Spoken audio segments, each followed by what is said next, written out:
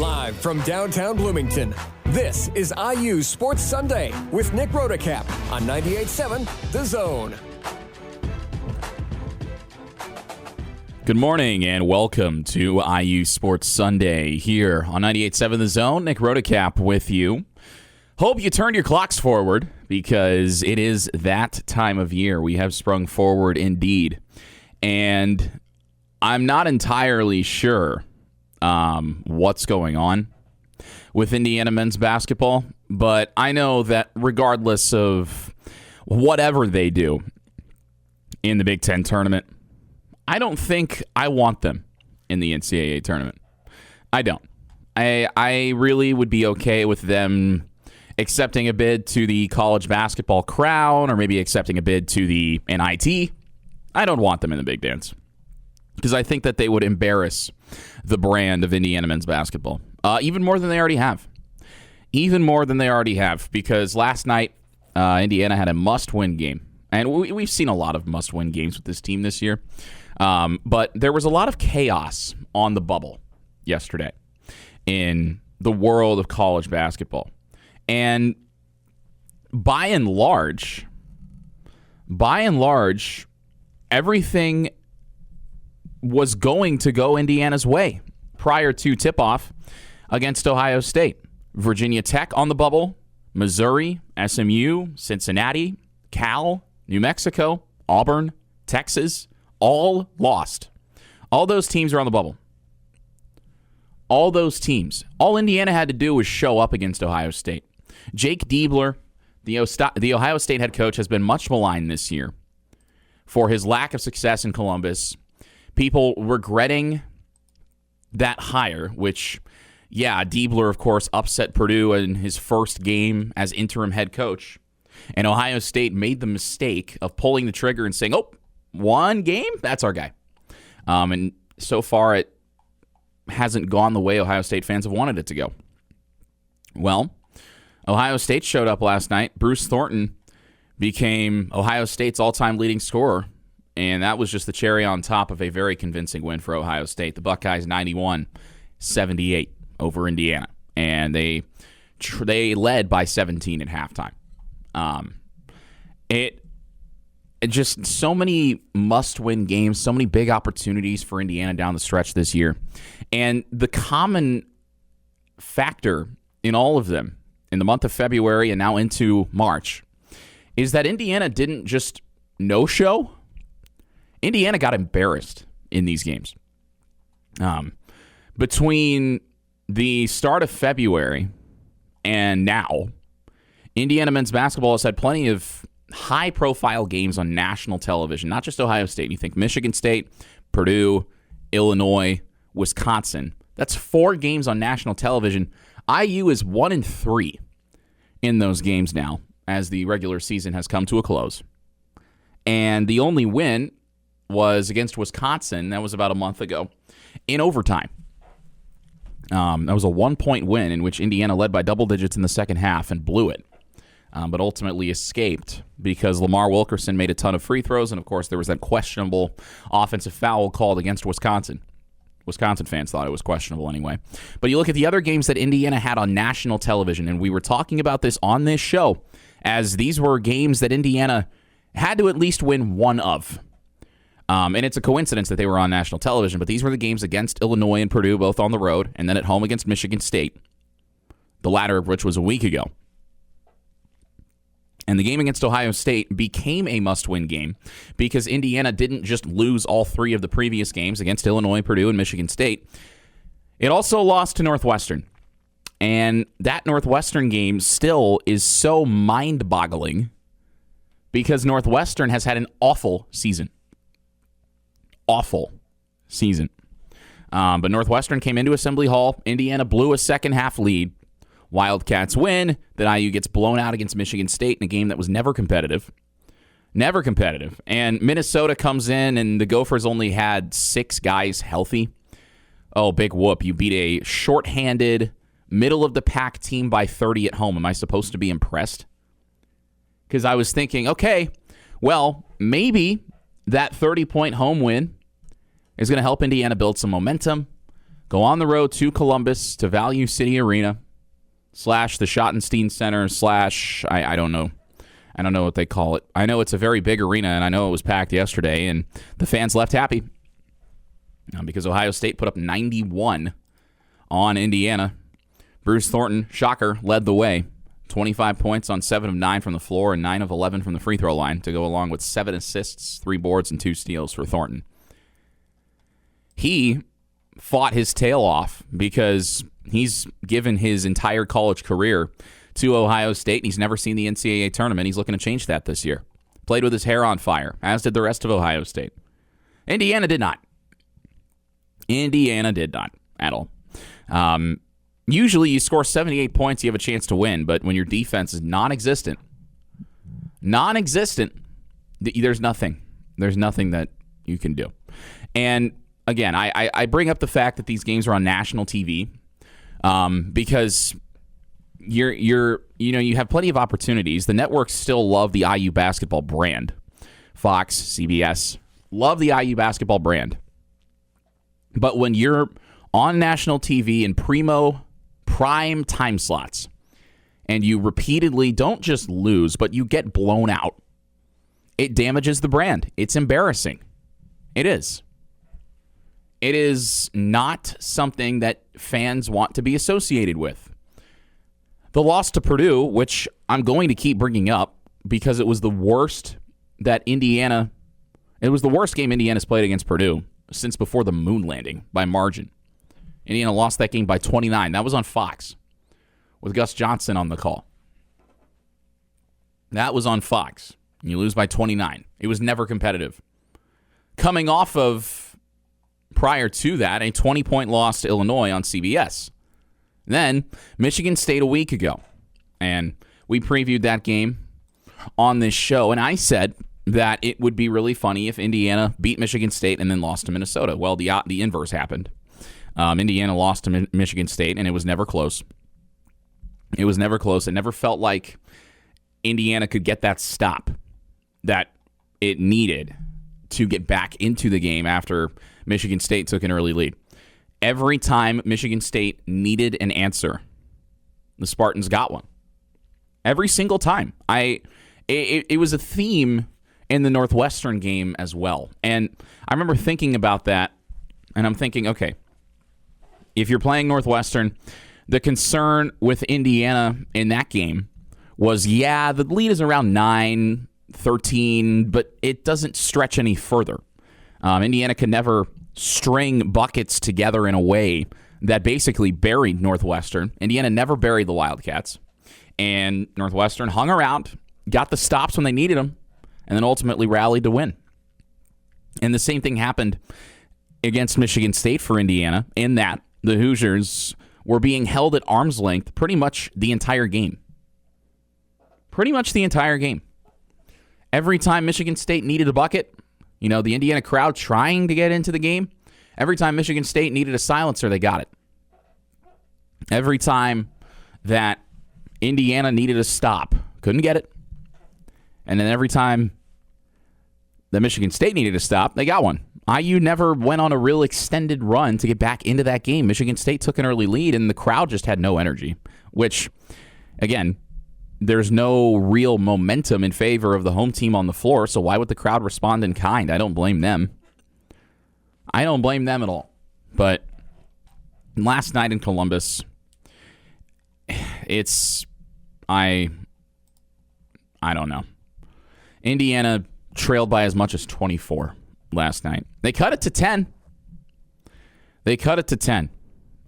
As IU likes to do in these games. You get down early and then you stage a fake comeback, and then you don't have enough steam to get, dare I say, over the hump. As Darren DeVries' predecessor would say, you don't have enough steam to get over the hump. And that's what it was. You cut the 24-point lead down to 10, and then Ohio State gets a 4-point play, and it's over. It's over. Darren DeVries talking about how Ohio State hit a bunch of threes. They were nearly 50%. 11 of 24 from deep, and the Buckeyes got to the free throw line a whole bunch, made 22 of 25 from the stripe. It just, you can't allow a team to shoot nearly 50% from three. You can't. You're not giving yourself any chances to win if you're not playing defense. And now, IU, again, with all the losses on the bubble yesterday, technically speaking, I suppose there is still a chance at the NCAA tournament. But again, I want you to ask yourself, Indiana men's basketball this season, you've seen 31 games of them now. Is this really a team that you'd want to watch in the NCAA tournament, given how inconsistent they are? I don't know. I don't think so. Because Ohio State as a team this year shot 36% from three in the regular season. They went 11 for 24 last night. 46%. 10% over their average as a team. Funny how that tends to happen against Indiana. You need a good game? Play Indiana. And I don't think this is a team that you want to see in March. I don't mean that in a compliment. You know how some coaches say that?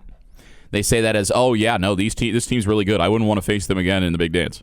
No, that's not what I mean. I mean, you don't want to watch this team in March because it is unwatchable basketball. It's embarrassing. And the term donor fatigue is a real thing in college athletics.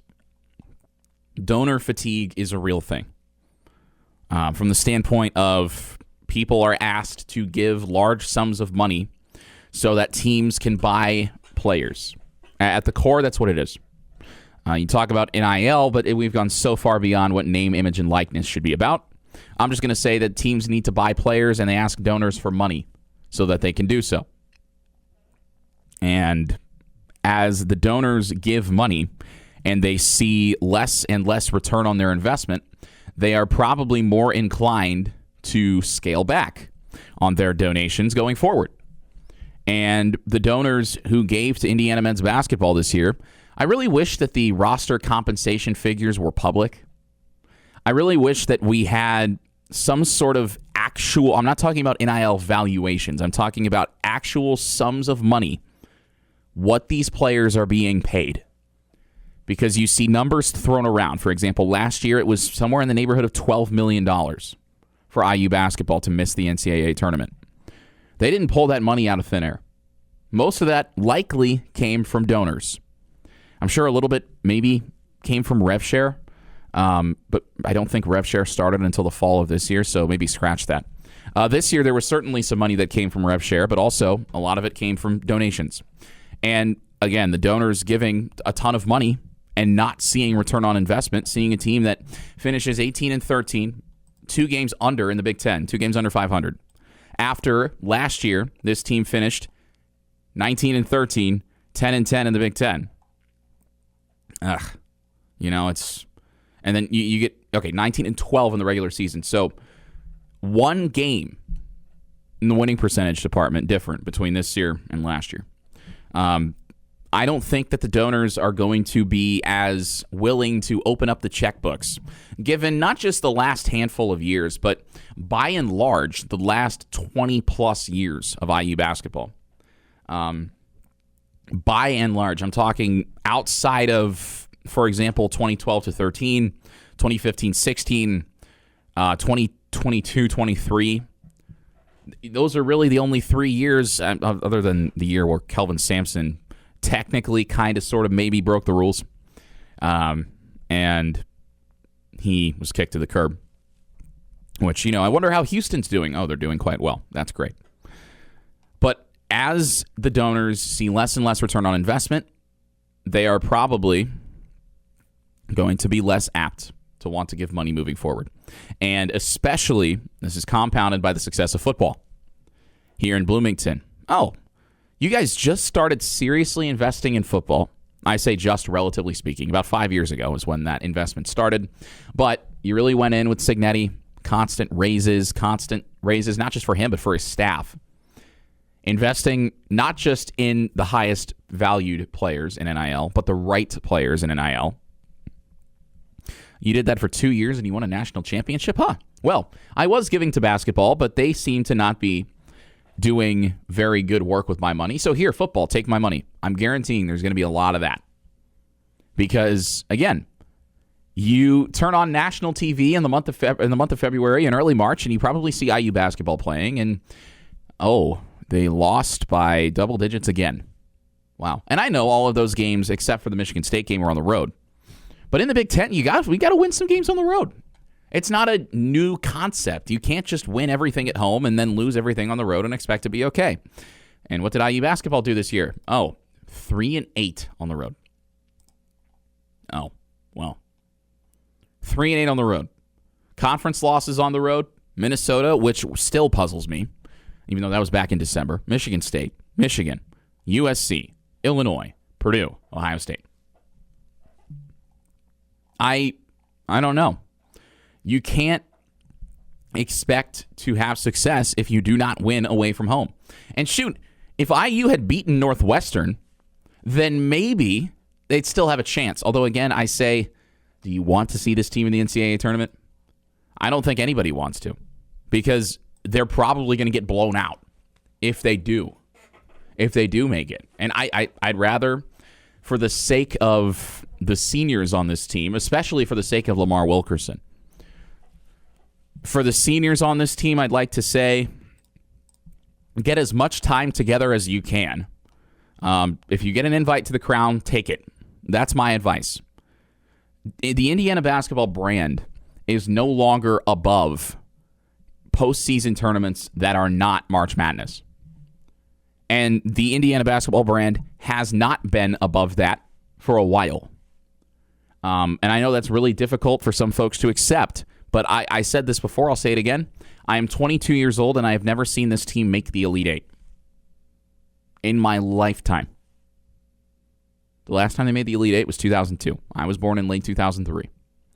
So, you're not is Indiana a blue blood? I don't know. Certainly not as of late. Not doing blue blood things. With the amount of investment and resources in this program, they should not constantly be on the wrong side of the bubble. But that's where we are. That seems to be the status quo now. And it's a shame. It is a shame for Indiana men's basketball. Finishing the regular season 18-13, 9-11 in the Big Ten. Middle of the pack as it gets. Must-win game last night in Columbus, and Indiana just doesn't show up. Doesn't show up. Down 17 at halftime, losing 91-78. Trailed by as much as 24. Just not at all what you want from your team in a must-win game. One team showed up. That was Ohio State. Indiana did not. You're listening to IU Sports Sunday. Back here on IU Sports Sunday, Nick Rotacap with you. Again, hope you set your clocks forward. I would say, well, actually, I did. I set my microwave and my stove forward. I don't have any other clocks anymore, which, I wouldn't be opposed to going back to a physical alarm clock. I'm not going to wake up for any March Madness games because Indiana's not going to be playing in it. Joe Lunardi, his bracketology is much maligned sometimes, but I do think it's interesting.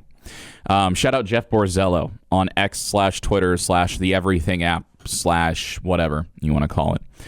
Jeff Borzello, quote, of Joe Lunardi's last 7 at-large teams and his first 5 teams out of the field, 9 were in action today. All 9 lost. That was yesterday, Saturday, of course. Like I said before, Missouri, Texas, SMU, New Mexico, Auburn, Virginia Tech, Cincinnati, and Cal. That's 8. All of them lost. Indiana had a great opportunity to win and then get a ton of help. And you give up 50 points in the first half of a must-win game against another bubble team. I'm not going to be shocked. We've seen the fan support for IU basketball waning at Assembly Hall, especially this year. I think the only game the balcony was full was Purdue. I do. I think that was the only one. And the students got a lot of flack for that because the students get GA to one side of the balcony. But there's no reason for the students to show up to basketball games if the team is going to be this volatile, if the product is going to be just bad. And that's what it's been. That's what it was this year and the year before. and the year before. And IU basketball now has won fewer postseason games than IU football did this year. IU basketball has won fewer postseason games in the last 10 years than Indiana football won this year. That is the state of these two programs. IU basketball is now has been eclipsed by IU football. And you're going to see the fan support reflect that. I mean, season tickets for football sold out in about the snap of a finger. Season tickets for basketball are certainly not going to sell out. And even if there's absolutely no way that they do. The lower bowl, routinely not full for conference games. And that should not be the norm here in Indiana. IU hired Ryan Carr effectively as its general manager for a big reason.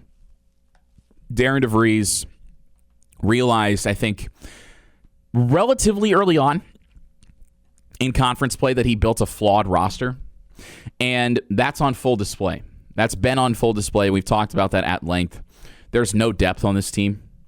They had a ton of injuries in the offseason. Jason Drake and Josh Harris, two guys that would have been critical for depth, especially Josh Harris at 6'8", 225. Could have been critical for depth as a bigger guy for Indiana men's basketball.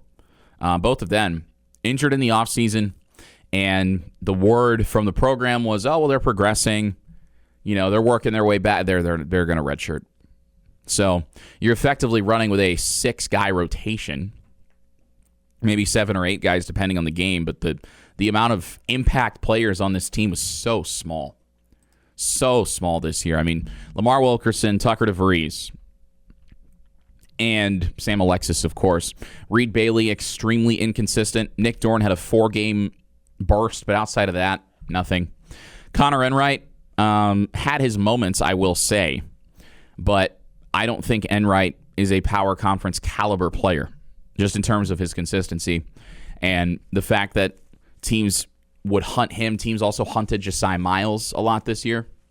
The amount of true Power 4 caliber players on this Indiana team is very small. Very small this year. And now you look at moving forward, Ryan Carr, as Indiana's executive director of basketball, is going to have his hands full reconstructing this team. Because you've got all these seniors on this roster. Enright, Bailey, Alexis, Wilkerson, Connerway, DeVries. All gone. All gone. Miles is a junior. I don't know if I'd want him back, to be honest with you, because he's apparently supposed to be better on the defensive end of the floor than he is offensively. And, well, one of those things is true, is that he's not a very proficient scorer. Hasn't attempted a lot of shots, doesn't light anything on fire as far as the stat sheet goes. Averaging 2 points per game. Not exactly going to knock your socks off. And I remember, especially against Purdue, they were picking on him. The Boilers absolutely hunted him to great effect on offense. So I don't know if I'd want Miles back. Jason Drake, going to redshirt. He'll be a redshirt junior. Lamar Wilkerson is gone. Tatum Connerway is gone. Tucker DeVries out. Nick Dorn is a junior, but with his inconsistency and somehow the fact that Darren DeVries insisted on keeping him in the starting lineup even as it became very clear that his scoring pace cooled off considerably. It might just be because Indiana didn't have any other options. I don't know if I want Nick Dorn back. I also, on the flip side, I don't know if I want to clean house and start over again if I'm an Indiana fan. Because part of the reason I think you didn't see a ton of fan turnout this year, especially as it became clear that this was going to be a pedestrian team, part of the reason you didn't see a ton of fan turnout is because there aren't really any players with whom the fans can identify. Outside of Trent Sisley being the only local Indiana kid, you got a bunch of hired guns other than him. You got a bunch of guys who IU fans probably didn't even know existed before Darren DeVries brought them in. That was less than a year ago. And now they're going to be gone, most of them, after this year. And I think it's harder for the fans to latch on to this program when you bring in a bunch of hired guns and they don't win. They don't have success. Now, obviously, you can compare that to football and that Curt Cignetti brought in a lot of hired guns. However, the difference is he was winning. He is winning. He's lost 2 games in 2 seasons. IU is the national champion. So, of course, the fans are going to latch on to that team a little bit more. Because, oh, wow, this Fernando Mendoza guy is awesome. And he also did a ton to endear himself to the community, to endear himself to the fan base outside of football. The same can be said for a ton of IU players. Their involvement on campus with the students is great. It's great. Everybody loves them. Everybody loves you when you win. But when you bring in a bunch of hired guns and you finish pretty much in the exact same place that IU finished under Mike Woodson the last couple of years of his tenure, there's going to be a little bit less in the way of forgiveness, in the way of slack given to those at the top of this program. And the constant futility on national television, especially, is embarrassing. It's embarrassing. So many chances. We can go back to December if you want. Starting the game against Louisville, trailing 16-0. You can't have that. You cannot have that. And there's also, of course, the piece of the negativity from fans. If I'm a recruit and I visit IU Bloomington as the Hoosiers take on Michigan State, and I'm watching the student section boo Reed Bailey, because that happened. Now, the students eventually chanted Reed Bailey's name because I think they felt bad about booing him. But nevertheless, the students celebrating Reed Bailey getting benched, booing him when he's on the floor.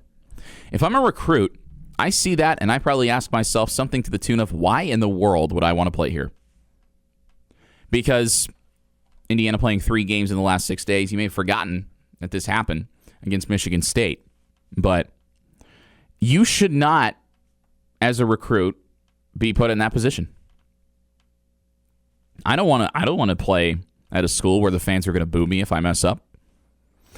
IU fans can be very toxic at times.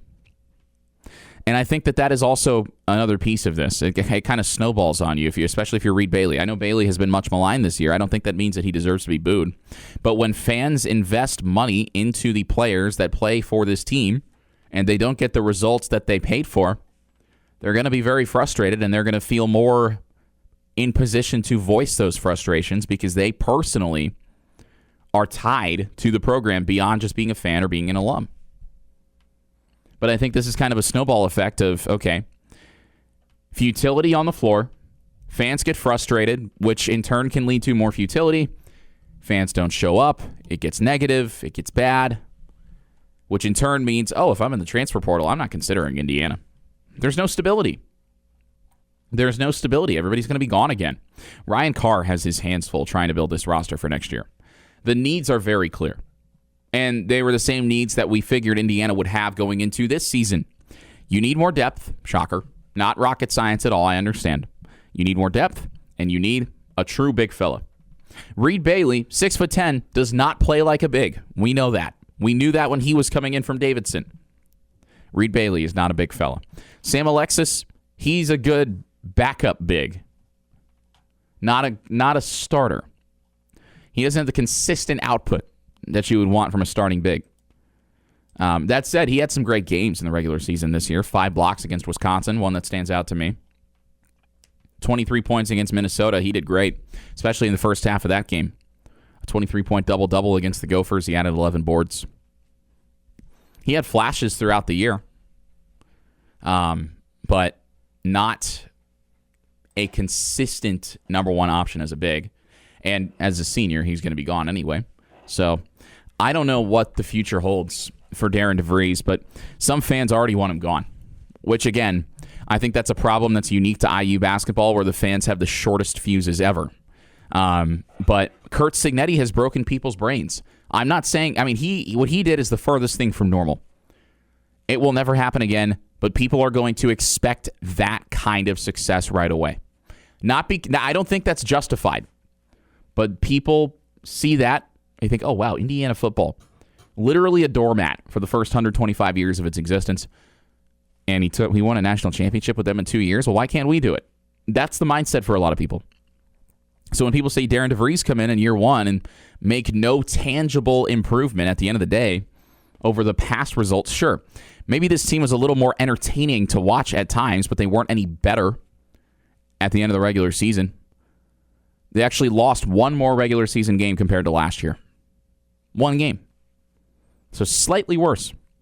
People are going to see what Cignetti did and expect that from Darren DeVries when that is not fair to him. I understand that. But people calling for his head already. Well, that's not going to happen. They're not going to fire him after 1 year. I think they give him 4 years, probably. They've got their hands full. And I'll be in Chicago for the Big Ten tournament next week. I'm hoping, I'll be on the call for WIUX. I'm hoping that IU wins its first game because there are three of us going. Selfishly, I want IU to win its first game because there are three of us going, and I have agreed to call the non-IU game in Indiana's first session on Wednesday, gambling on the fact that Indiana wins that game, and then I get to do the game on Thursday, which will be against Purdue because Purdue lost to Wisconsin yesterday. So the stars are aligning for Indiana and Purdue to perhaps meet for a third time. And I would like to call that game. I've never called an IU-Purdue game, and it would be my last chance to do so as a senior in the media school. But I would not put any faith and certainly not put any money on IU basketball winning at the United Center on Wednesday against whomever they play. The bracket has not been finalized yet. Some of the seeds are set. I think Indiana will play either Northwestern or Penn State in the first round. Indiana beat Penn State by about 40, and of course, as we know, lost to Northwestern. But there's a little bit of solace in that the last time IU went to the United Center, it was against Marquette, and Marquette got beaten by 23 points.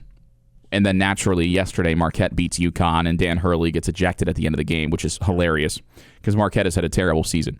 But by the transitive property, Indiana has beaten UConn this year. Take that, Braylon Mullins, I say sarcastically. But Indiana's going to need at least 2 wins in the Big Ten tournament, maybe 3, and then a ton of help to make the NCAA tournament. And as we saw, 9 bubble teams lost yesterday. If you are for NCAA tournament expansion, I ask you to seriously reconsider your thoughts because Indiana would be in an expanded NCAA tournament when they have absolutely no business sniffing March Madness. You're listening to IU Sports Sunday. Back here on IU Sports Sunday, Nick Rotacap with you. Tell you what, IU women's basketball had a down year. But they made it interesting at the end. And they were, I thought, dead in the water against Nebraska in their first game of the Big Ten tournament. This was back on Wednesday at Gainbridge Fieldhouse in Indianapolis. The Indiana women trailed by as much as 20 points against the Huskers, and about the time that Nebraska took that 20-point lead because they were shooting the lights out in the first half were the Huskers. Nebraska shot absurdly well in the first half of the game. It seemed like they just couldn't miss from anywhere, and IU couldn't score from anywhere on the flip side. 20 made field goals on 35 attempts in the first half, over 50% as a team. For Nebraska, I was sort of following along, and I couldn't watch because I don't have Peacock, but I was listening to Austin Render on B97, and I'm thinking, okay, well, Indiana's getting the brakes beaten off of them. I'm just going to turn this thing off. And then about an hour later, I checked the score, and Indiana was leading in the fourth quarter. Somehow, the IU women rallied from 20 points down to beat Nebraska. And this was kind of a situation where IU certainly was not going to make the NCAA tournament this year. We knew that on the women's side because they just had a bad year. Bad injury luck, a poorly constructed roster, a terrible start to Big Ten play. They were 0-10 before they won a Big Ten game. 0-10 in conference. And the thought process was, well, if you can't make the NCAA tournament, then you can at least try to spoil somebody else's party. Nebraska had a win and in scenario. Beat Indiana in the Big Ten tournament, you're probably in the NCAA tournament. Nebraska lost to Indiana. They blew a 20-point lead, and Indiana won 72-69. Bouncing Nebraska from NCAA tournament consideration in the process. That was very funny to watch because I don't like Nebraska. I don't like them. I think their fans are annoying. For example, back in October, IU volleyball played Nebraska, and Huskers fans got up in arms because the IU students were yelling at Nebraska players before they served, which is something that every student section ever does at a volleyball game. They weren't yelling anything obscene. They were just making noise. And the Nebraska players were backing up as close to the student section in the bleachers as they could before they served. But somehow the Nebraska fans felt like they had a moral high ground to claim, I guess. It was very entitled and annoying, and I don't like them. I don't like Nebraska fans. So anytime IU beats Nebraska in anything, remember 56 to 10 in football in 2024? That was really funny. But hey, at least Nebraska has Matt Rule leading their football program, I said sarcastically. So, IU women's basketball spoiled Nebraska's season. Huskers aren't making the NCAA tournament this year. Shea Chesky, shocker, led everybody, 22 points, 4 rebounds, 7 assists as usual to go with 3 steals. IU had 4 players in double figures. Terry Morin only played 6 players in that game against Nebraska. She kept the bench very short, and it paid off against Nebraska. IU spoiled the Huskers party, and then the women's season came to an end the following day. Blowout loss to 5th-seeded Ohio State, 83-59. It was tied at the end of the first quarter, and then after that, it was over. After that, it was done. There was just nothing that IU could do. Ohio State, always a pretty good program in the Big Ten, and they ran away with it, especially in the second half. So the one plus for the Indiana women is that unlike the men, this is why my outlooks on the two programs are different, is because the women will return a decent chunk of the scoring from this team. The likes of Lene Beaumont coming back will be big. Maya Makalewski, true freshman who really did a phenomenal job as the season went on. She was thrust into a very big role and did well. Nevaeh Caffey as well. The loss of Shea Chesky will hurt a lot. Feel bad that Chesky never got a deep NCAA tournament run with Indiana because her former head coach at Penn State has now been fired. So she made the right decision by transferring. But Chesky averaged just shy of 23 points per game on 50, 40, 90 splits this year for Indiana. She is gone as a true senior, but Lene Beaumont averaging in double figures will come back. Don't know if Xenia Sokaguman will come back, the Indiana Post player who missed much of the season with injury.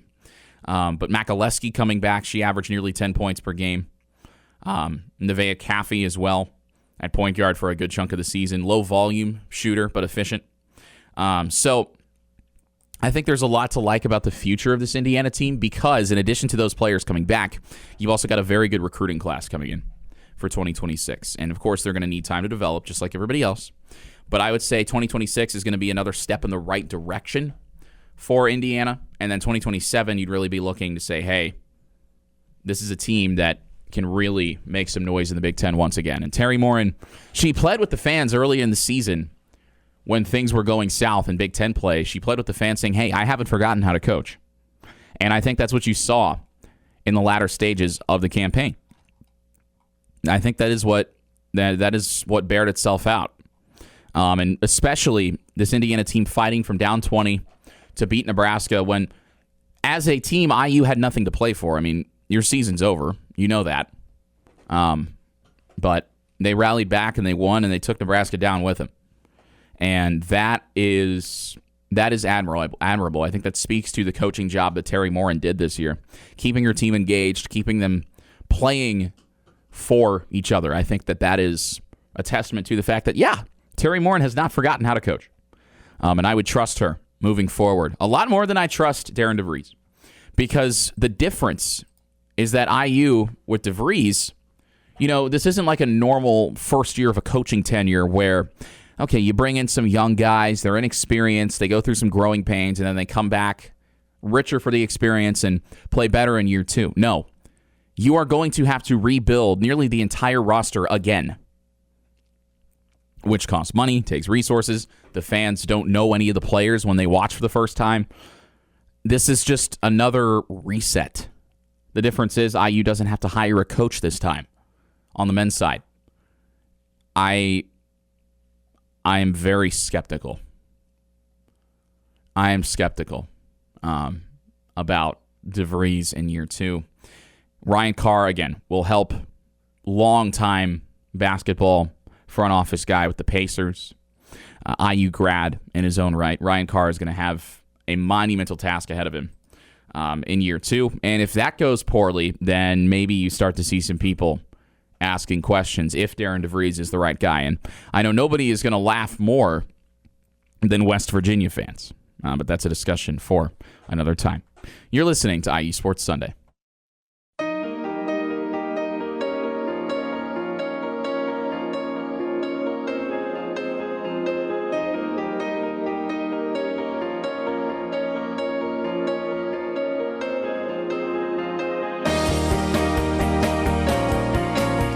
Back here on IU Sports Sunday, Nick Rotocap with you. Every week the bump music is different, and I was not expecting Clocks by Coldplay on there this time around, but I like it.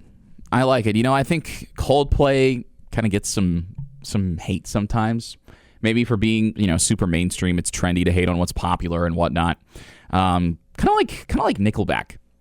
You know, I used to be on the Nickelback hate train, but I have admittedly changed my ways. They've got some good songs, and I remember I saw a video of them playing Sad But True by Metallica at one of their shows a while back, and it sounded more like Metallica than Metallica does.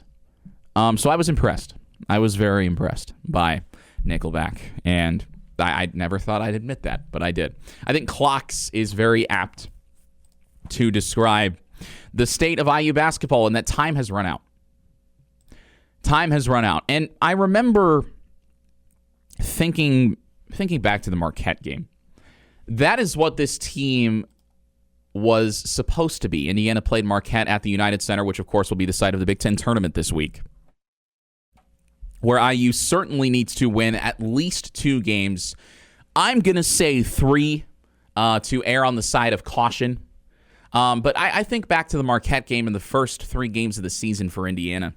The other 2 were against Alabama A&M and Milwaukee, so you take those with a pinch of salt. But we thought that Marquette was going to be decent this year.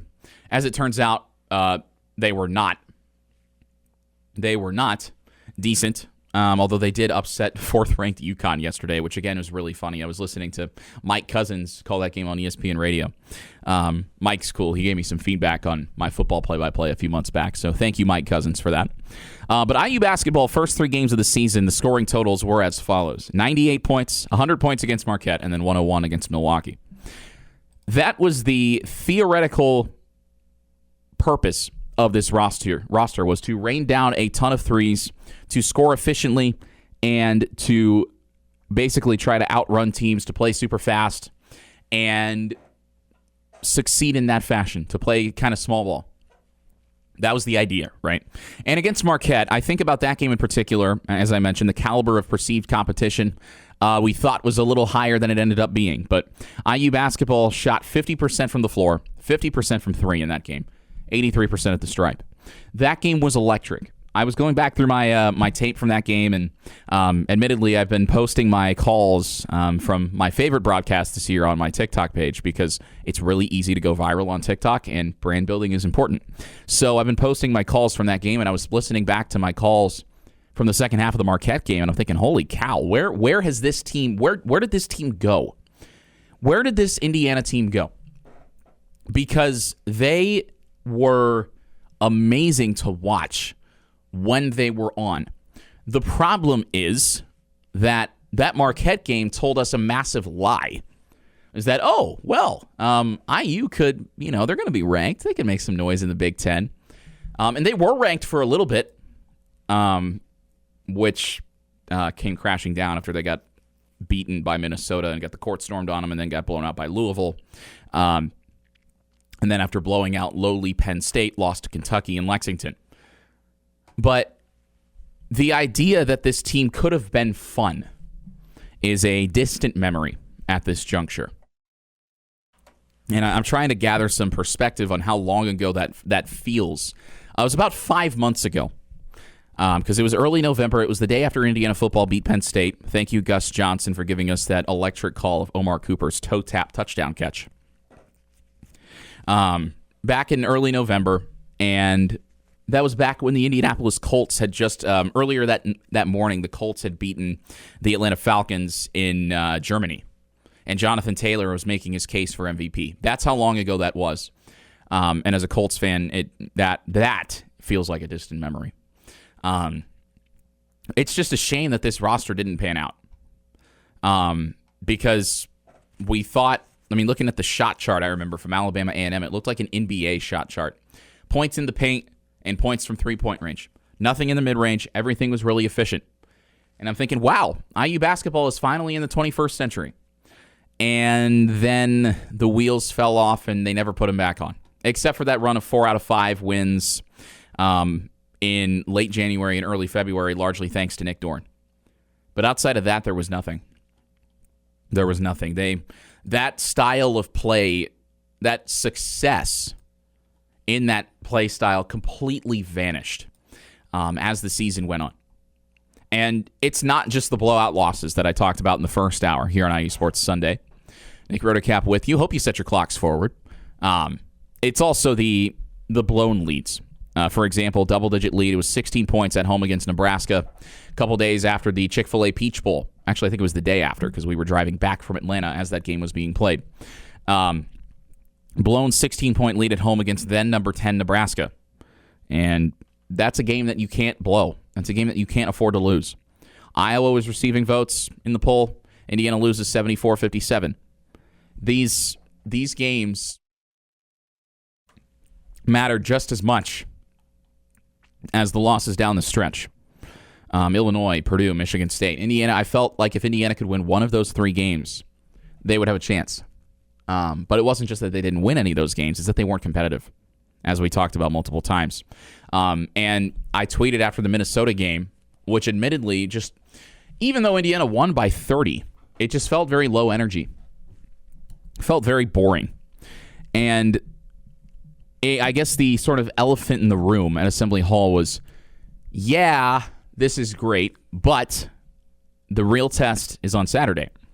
And Indiana showed up to the test hungover on 3 hours of sleep, smelling like Jack Daniels. That's how Indiana showed up in Columbus yesterday.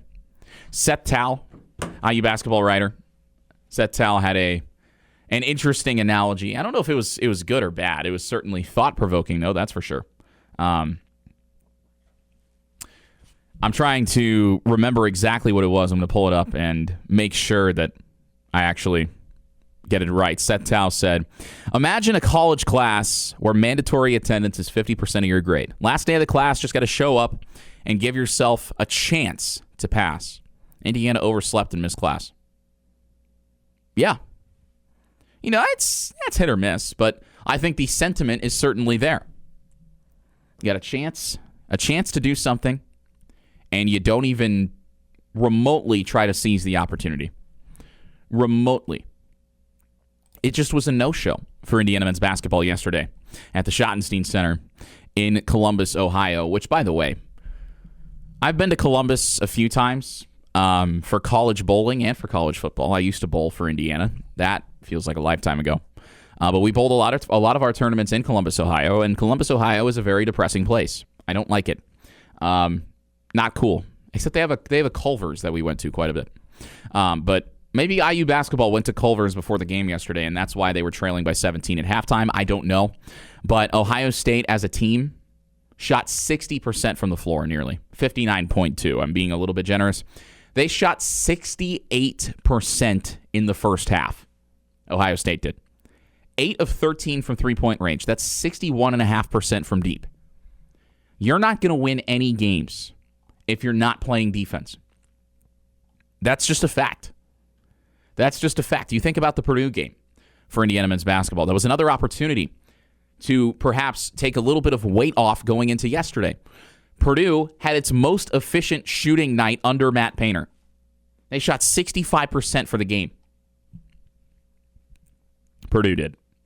Now, Ohio State only shot, as a team, 59%, 46 from three. But still, way too efficient, allowed by Indiana's defense. And, of course, Bruce Thornton, the man of the hour, Ohio State's all-time leading scorer. He had 25 points last night. I think he needed 12 to break the record.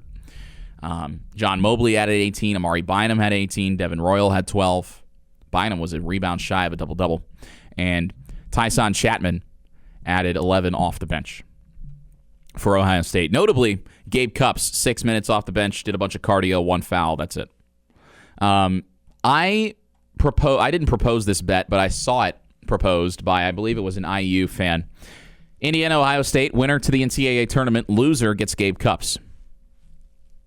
I don't know if IU accepted that bet. I hope they didn't, because if they did, then Gabe Cupps is on his way back to B-Town. But Ohio State, 20-11 on the year, 12-8 in conference to close the season. They did enough. Jake Diebler, much maligned at the helm of the Buckeyes. And credit to him. He got his team ready. They won a must-win game, and they're going to be playing in March, regardless of what happens in the Big Ten tournament, I would say. Indiana probably won't. And that's okay. That's okay for them to not make the NCAA tournament, because the fact is that this is the new standard for Indiana basketball now. As I said in the first hour, I am 22 years old. I have never seen this program make the Elite Eight. Never. I've seen them make the Sweet 16 twice. And one of those times, Indiana probably should have made the Final Four, but couldn't break a 2-3 zone against Syracuse and lost in blowout fashion. That is the extent of the success that IU basketball has seen in the lifetime of all of the students here at Indiana University. Certainly, at least in our memories. I do not remember the Kelvin Sampson season, 2008, when he got fired / forced to resign because he broke some rules and there were culture problems, yada, yada, yada. I don't remember that. I don't remember that season. And I, for one, feel bad that I was not lucid in 2008 and 2009, because I should have been investing in real estate instead of learning my ABCs. Or maybe I should have been tempering my expectations for Indiana basketball. Yeah, it was 2007-08. It was the February of 2008 that everything went down. I don't remember that. And I think that's where the disconnect between the older and the younger fans comes in with Indiana men's basketball. Why aren't the students showing up to games? Why are the students booing Reed Bailey? Which, by the way, is not okay. Not okay. Why are the students so apathetic? That's the word I'm looking for. Apathetic. Because students here now, by and large, have not known anything other than mediocrity when it comes to Indiana basketball in their lives. Sure, there were some flashes. The 2012-13 season, 2016, right? The year before Indiana ultimately ended up firing Tom Crean, which I think was a mistake. I know with the benefit of hindsight. I think they had an extremely quick trigger. Crean won the Big Ten twice in 4 years. IU hasn't sniffed a Big Ten title remotely since my freshman year, which was 2022-23, Jalen Hood-Schifino and Trace Jackson Davis. 2 Big Ten titles in 4 years. That sounds like a pipe dream now. It doesn't sound like it's anywhere close to attainable. IU fired Tom Crean. Big mistake. Big mistake. But the point I'm making here is that IU students don't know, they have not experienced firsthand the IU program that they grew up hearing about. Bob Knight setting the standards extremely high, and this program routinely living up to those standards. 3 national championships, a whole host of accomplishments. Now, they are constantly stuck on the bubble, and they're always on the wrong side of it. And with the success of football, you aren't just going to see student support gravitate towards there, which, by the way, it already has. Darren DeVries tried to do the whole Curt Cignetti study later thing before, I think it was the Northwestern game. He sent an email to the students basically saying, hey, we need you. Didn't have the same gravity, didn't have the same effect. When Curt Cignetti did that against Maryland in 2024, the students responded. They bought in because it was new and exciting, and IU was trending up, and they were coming off a big, big win against UCLA. And then they beat Charlotte the following week, but UCLA was still the talk of IU football at the time. And the students responded. The difference is, with IU basketball, the students have seen this movie so many times. It doesn't matter who is on the floor. It doesn't matter who's roaming the sidelines. The result has always been the same, and that is slightly above average, which should not be the standard for IU basketball. Slightly above average doesn't get you into the NCAA tournament, and if it does, you won't get far. And again, I will say, 9 bubble teams lost yesterday, including Indiana, who barely showed up, barely tried, barely put up a fight. I don't want to call effort into question, but they certainly did not put forth an appropriate result for the situation. That is the most sugar-coated PR speak way that I can phrase that. And the no-shows on the road, the no-shows in do-or-die games, not just under Darren DeVries, but in the past under Mike Woodson as well. 3-8 for Indiana on the road this year. 3-8 on the road. And Ohio State shot the lights out yesterday, especially in the first half, where they shot 68% in a must-win game. That is the kind of IU basketball that the students here have become used to. Futility. Maddening basketball, unwatchable basketball, frustrating basketball at times. I remember a couple years ago, actually this would have been maybe 3 years ago. I don't remember. It was a while back. I was taking a sportscasting class, and Jeremy Gray, who is the PA announcer at Assembly Hall, pretty high up in the athletic department, this was the game where somebody pulled the fire alarm against Wisconsin at Assembly Hall. That morning, he said, something to the tune of, and then we've got a basketball root canal tonight. Yeah, he said that to us in class, describing the state of IU basketball playing Wisconsin. Now, I think IU won that game because I remember Wisconsin was kind of making a run in the second half. IU baseball was playing at the same time. I was covering baseball, but I was following along with the basketball score. And Wisconsin was making a run, and then the fire alarm got pulled. Everything was fine, but everybody had to evacuate and come back. And then Indiana went on to win the game. And I remember Wisconsin fans were blaming IU fans for pulling the fire alarm. But basketball root canal, that is a very apt description of what the state of this program has become and the way the students feel, I think, about this program for a while. And I talked about donor fatigue earlier, but the idea that, people keep investing large sums of money. I mean, there are multiple millions of dollars tied up in this program, from NIL to coaching contracts, etc. And they aren't getting the results that command that kind of money. So it might be a snowball effect where, okay, this team isn't that good. I'm not going to invest as much money in basketball. I will take that money to football, where it is obviously much better managed. I mean, let's be honest. Curt Cignetti has done more with less everywhere he's been, and that culminated, at least so far, in a national championship last year. Undefeated, 16-0. Never done before at Indiana. Cignetti just keeps doing things like that like it's normal. He does it roller skating backwards and then asks you why you think it's difficult. But for basketball, the results aren't there. Fan support probably going to waver even more. The student support even more so. Why would the students show up? Why would they pay money to get tickets if the product on the floor isn't that good? And next year, if the attendance at Assembly Hall is going to be as sparse as it was this year, I wouldn't be surprised if it is. If it is, because you're going to have a bunch of players coming in once again that nobody knows if you're an Indiana fan. The only local guy on this team who plays, I mean, I'm all respect to Drew Snively. He's a walk-on, right? Ian Stevens as well. All respect to him. He's a walk-on. The only local guy is Trent Sisley, and my money's on him transferring out. With the way Darren DeVries spoke about him, with the way Sisley's minutes waned significantly down the stretch, even though he's a freshman and you knew that he wasn't going to be a big impact player from day one, I wouldn't be surprised if Trent Sisley is gone. And we talked about all the seniors that are going to be leaving. Connor Enright, Reed Bailey, Sam Alexis, Lamar Wilkerson.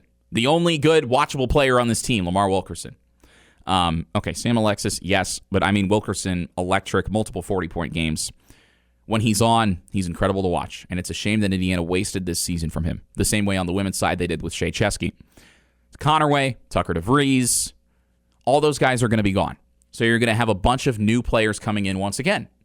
And the hope is that Ryan Carr can make those roster decisions a little bit better than Darren DeVries did heading into this year. Notwithstanding the quality of the players, it's going to be a bunch of guys the fans can't identify with. Unproven. No connection to the university. Hired guns. The difference is Darren DeVries doesn't have the pedigree that Curt Cignetti has that made people buy into IU football. Now, people were skeptical at first, but Cignetti's results ultimately spoke for themselves. And by the middle of the 2024 season, people were fully bought in.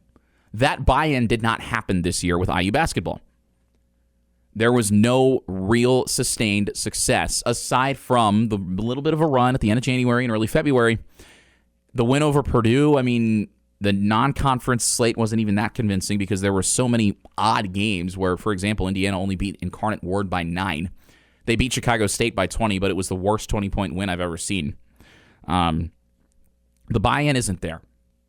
And I'm not even cautiously optimistic. I know Darren DeVries needs more time. Obviously, 1 year isn't a fair time frame to expect success. But I just expected something other than a different flavor of the same subpar dish. And that's what we got this year with Indiana men's basketball. You're listening to IU Sports Sunday. Back here on IU Sports Sunday, Nick Rotacap with you. IU softball is fun. IU softball is fun. I know you're thinking, what? We were just talking about basketball in the last second. Well, I am one of the voices of IU softball this year. Maybe this is a little bit of me doing some PR for my broadcasts, but IU softball is fun. Baseball is not. Baseball is not. Both of those teams have been in action here in Bloomington this weekend for IU softball, the home opening series against Minnesota. Softball 17-5 on the season. A very interesting series so far between the Hoosiers and the Golden Gophers because we've had a pair of shutouts. One thrown by Minnesota's Sydney Schwartz, and yesterday thrown by Indiana's Ella Trout on under 80 pitches as well. Very efficient. 5-0. The Indiana win over Minnesota yesterday, and those teams will face off in the rubber match today at 1 o'clock. I'll be on the call on Big Ten Plus today. And the thing about IU softball is they have been very consistent over the last handful of seasons. 3 straight NCAA tournament appearances, which has never been done before in the history of IU softball. Head coach Shonda Stanton, very experienced at the helm, leans a lot on the younger talent, some portal pieces this year, and the veteran core still humming along as ever. The likes of Avery Parker, Allie Van Brandt, Alex Cooper at the top of the order. Between them, I think they're hitting about 475. Been held relatively quiet this weekend, but you know that they're going to start smashing softballs around in short order. But it's been a fun series because I don't remember ever calling back-to-back games where a pitcher from a different team threw a shutout.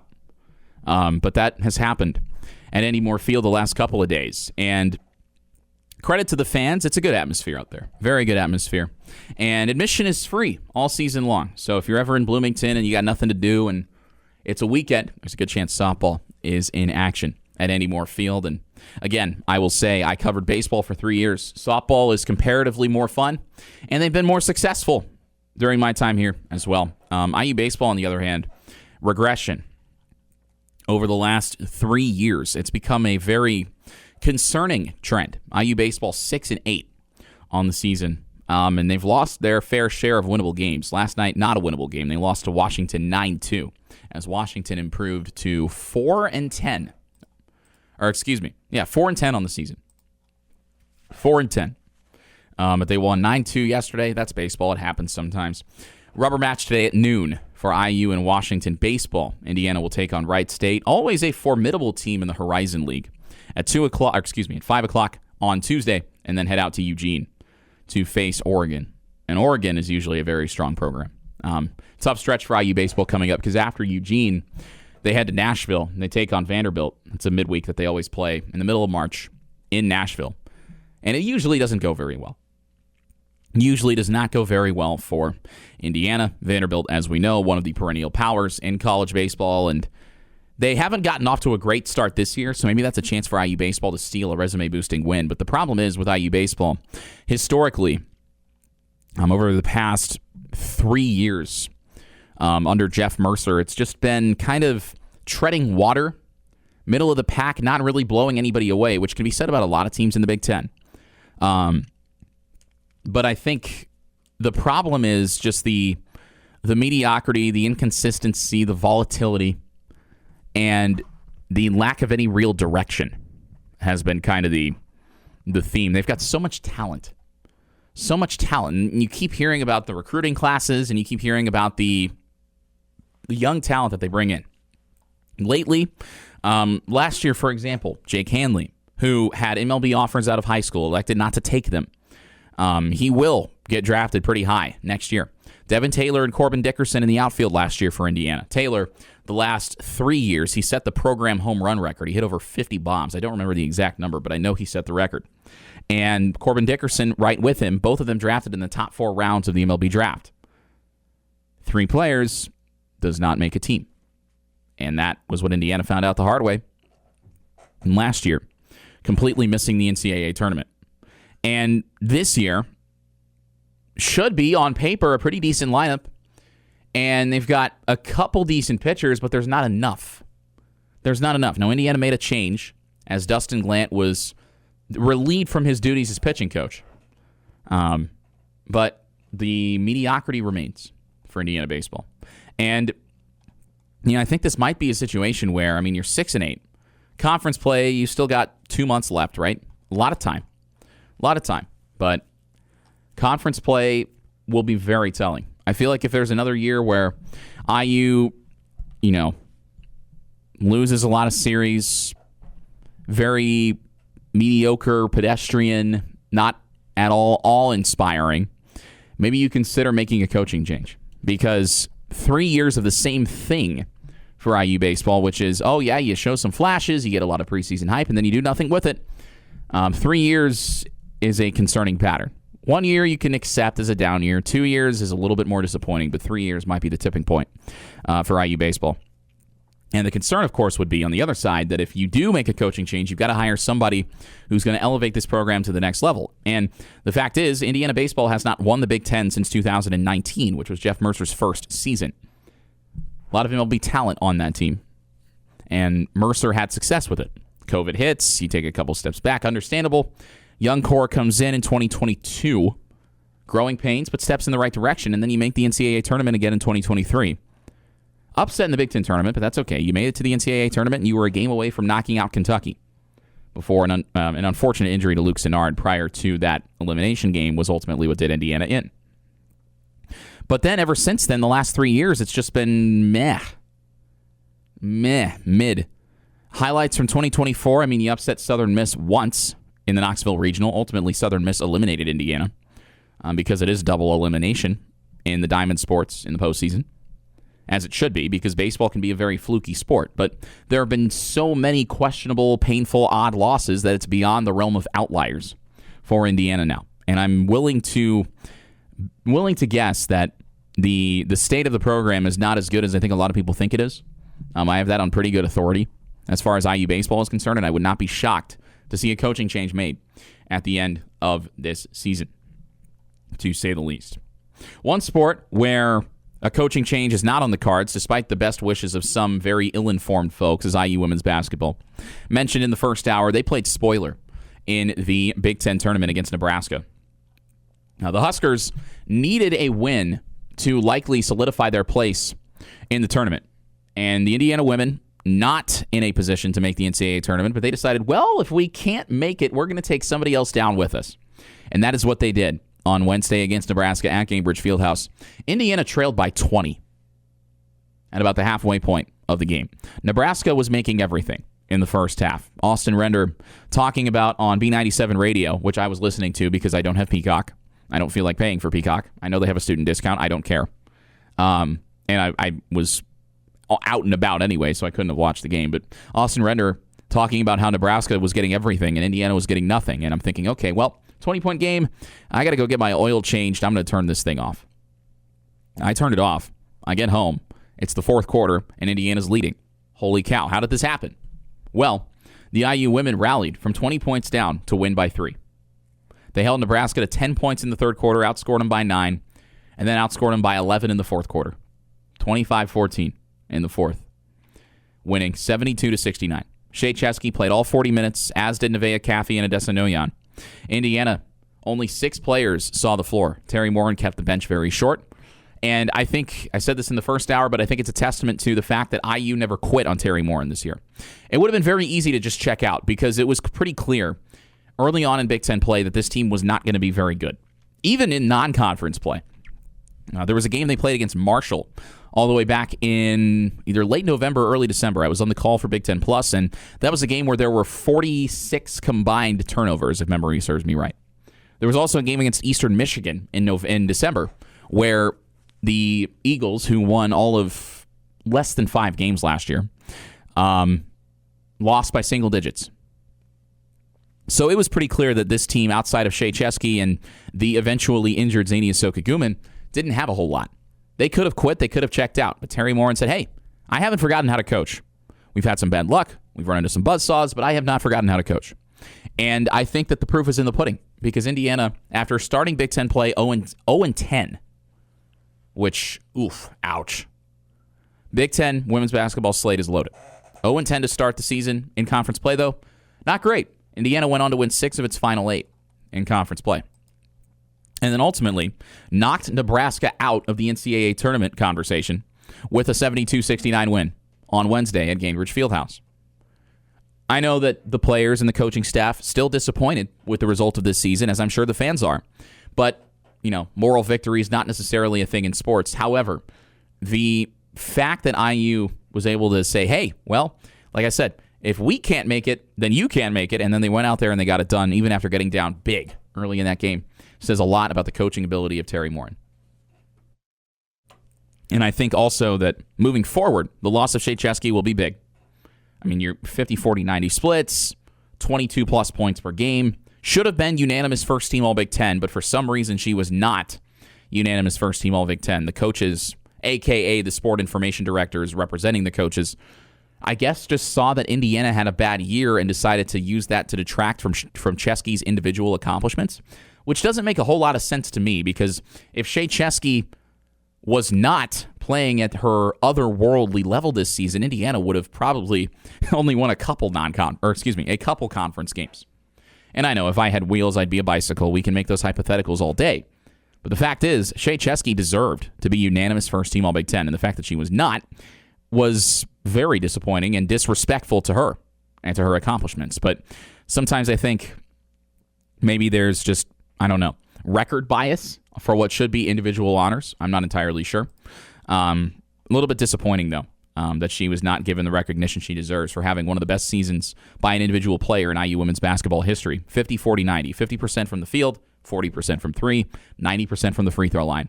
And it wasn't like she was a low-volume shooter because she averaged nearly 23 points per game. IU women, their season then came to a close on Thursday against Ohio State.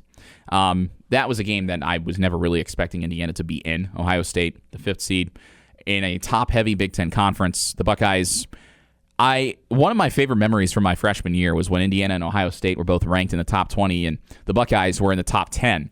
Indiana upset them at Assembly Hall. I was there as a fan. And the heights that this women's program has reached, I'm willing to venture a guess that the amount of sellouts, true sellouts, at Assembly Hall where every seat had a backside in it, probably pretty comparable between the women and the men over the last 5 years. I am willing to bet pretty good money the amount of true sellouts. I'm not talking about the listed attendance on IUHoosiers.com because for that, they will list 17,222 as the attendance for every men's game. Because, the season ticket holders bought their seats, and technically, we sold student tickets too. If you were at Assembly Hall, you knew that there were maybe 2 games this year where every seat had a backside in it. And that was Purdue and Michigan State. Indiana showed up for Purdue, did not show up for Michigan State. But the women's team, you think about the Ohio State game from a few years back. You think about the Iowa game from my sophomore year, which was 2023-24, where Caitlin Clark and the Hawkeyes came in and Indiana just whooped them for 40 minutes. All the NCAA tournament games they've hosted at Assembly Hall. I'm willing to bet the number of women's sellouts rivals the number of true men's capacity crowds. I am. I will put good money on that. And then after I win that bet, I will use it to not buy IU men's basketball tickets for next year. But I trust Terry Morin. They've got a strong recruiting class joining the women's program next year. I fully expect them to be right back near the top of the Big Ten in a couple years' time. And to anybody who was saying that Terry Morin should have maybe lost her job this year, no, absolutely not. Absolutely not. She has elevated this women's program to the highest heights it has ever seen. And I fully expect that she will have them ready to go once again next year. And this kind of down year for the women, I think for those of them that are coming back, and especially the likes of Maya Makaleski, Nevaeh Caffey is freshman, Lene Beaumont, a redshirt sophomore coming back. The likes of those three especially, I think experiencing this adversity will help them in a big way moving forward into the fall of 2026 and beyond. You're listening to IU Sports Sunday. Back here on IU Sports Sunday, Nick Rotacap with you, and I am a big opponent of not just of IU making the NCAA tournament, but of any more teams making the NCAA tournament than the 68 we already have. We do not need tournament expansion. Anybody who tells you that we need tournament expansion probably doesn't watch a lot of college basketball. Because if we expand the tournament to, say, 72 or 76 teams, I don't know, 78, whatever above 68 is too many. I would argue 68 is too many. Just give us 64. Play-in games. You had 31 play-in games. You couldn't figure it out? You don't deserve it. That's what I would say. I know Indiana got in with the play-in a few years back. What happened the very next game? They got blown out. There was more that went into it than just the getting blown out by St. Mary's, but that's neither here nor there right now. The point is, there were 9 bubble teams that lost yesterday. Do or die, couldn't get it done. Indiana, one of those. If you watched Indiana this season, the whole season, not just, say, the Marquette game or the Penn State game or Oregon, the whole season, you know what you never thought to yourself at the end? Man, this team deserves to be in the NCAA tournament. No way, man. No way. They don't deserve to touch the NCAA tournament with a 10-foot pole. Because anytime they played a good team in the Big Ten, except for the home game against Purdue, which is the most puzzling game that IU played this season, in my opinion, because of what happened at Mackey Arena. And just, I don't know. A lot of weirdness took place in that game. But because of the way they played in big games against good teams, Indiana does not deserve to be in the NCAA tournament, regardless of what happens in the Big Ten tournament, short of them winning 3 games. Or, God forbid, winning the whole thing, which has literally never happened. That was one of the most absurd things. I remember looking that up a few years ago. Has IU basketball ever won the Big Ten tournament? No. How? I don't know. I do know that in my memory, it just has been historically awful to them. One thing that comes to mind is Jordan Bohannon's buzzer beater in Indianapolis a few years back when Indiana lost to Iowa. That was painful. There's been a lot of things like that. Or, for example, last year, Indiana was in a similar position right on the bubble entering the Big Ten tournament. The difference was they beat Ohio State to close the regular season in Bloomington. That was exactly 1 year ago today. And the thought was that they had probably done enough to get in. Then they lost to Oregon in blowout fashion. They lost by 13 in Indy in the first round of the Big Ten tournament, and Indiana then became one of the first teams out in March Madness, which was, at the time, very odd. It didn't make a whole lot of sense because I thought that Indiana did enough to get in, but ultimately North Carolina got in despite having a putrid record in Quad 1 games. Indiana was not the worst not the worst consequence of that, was not the worst victim. It was West Virginia. A lot of people felt like West Virginia should have been in over North Carolina. I was one of those. It felt like the Mountaineers got royally hosed. But ultimately, they did not get in, and it was very weird. It was very weird. Then this year, now, Indiana, shoot. Even if you say you're set up to play Purdue in the second round of the Big Ten tournament, if you win on Wednesday at the United Center versus either, I believe, Northwestern or Penn State, the Big Ten tournament bracket will be finalized today with some conference games still yet to take place. But even if you do, say, beat Purdue in the Big Ten tournament, is that going to be enough? Or do you have to then win a third game?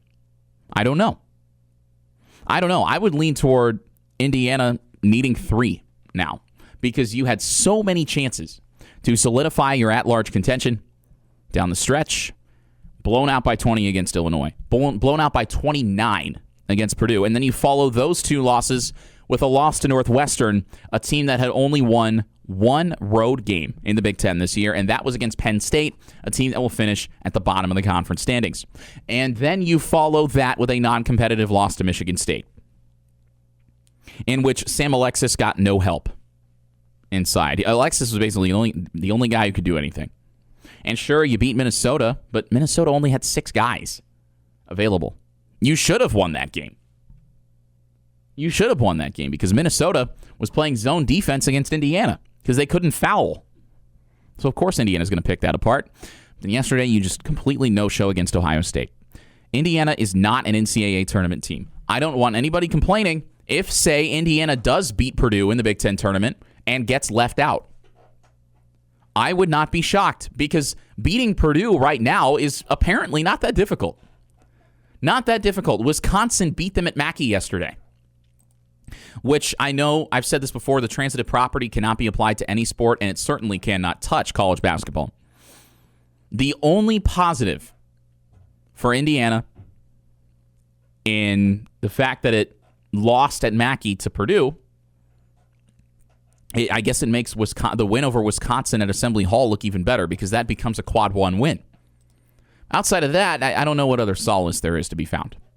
Indiana is not a tournament team. They had so many chances to prove otherwise, and they no-showed every opportunity. I don't want anybody complaining if Indiana gets left out again on Selection Sunday. And again, this is what students at IU have come to notice, have come to know as the norm. Not making the NCAA tournament.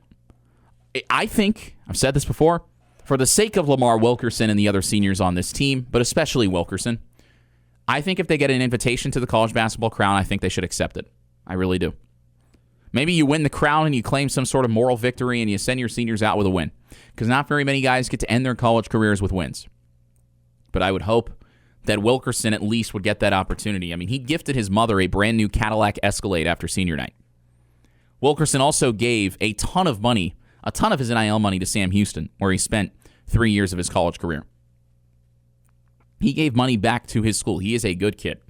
And it's a shame that Indiana won't be able to make the most of his one season here in Bloomington where he scored 40 points on multiple occasions and set the Assembly Hall record by making 10 threes in a game. You're listening to IU Sports Sunday. Back here on IU Sports Sunday, Nick Rotacap with you. 2 months from now, I'll be gone from IU Bloomington. That feels really weird, and I don't like it. But that also means that I get to call Little 5 in less than 2 months. The 75th running of the men's Little 500 will take place on April 25th, which is not that far away because spring break is coming up this time next week, and then we'll be a month away, and then quals, and then you fast forward just a little bit, and we're there. It's going to be fun. It's going to be fun. The track has been in very poor condition at Bill Armstrong Stadium. The riders haven't been able to get out very much because of the weather. It's been if it's not snowing, it's been pouring rain. It has been pouring rain in Bloomington. There's been so much mud, standing water, etc. Even as I look out the window onto 7th and Walnut, there's some standing water on the street. But I'm excited. Very excited for Little 5. Very excited for baseball and softball to take the focal point. I'm just ready for basketball to be over. At this point, I think that's the same for a lot of people. Ryan Carr, the executive director of basketball, Indiana's de facto new general manager, is going to have his hands full constructing this roster for next year. Wouldn't be surprised if Trent Sisley transfers out. Obviously, he wasn't supposed to be a big piece this year, but I think the way he was treated by Darren DeVries, very disappointing, especially because the reports were that Sisley was one of the first people DeVries called after he was hired to say, hey, we want you here. And then for him to just treat him the way that he has, giving Josiah Miles his minutes when Miles didn't really deserve those minutes with the way that he played. Very puzzling. Very, very puzzling. I don't know where Sisley stands, but my gut says he's gone.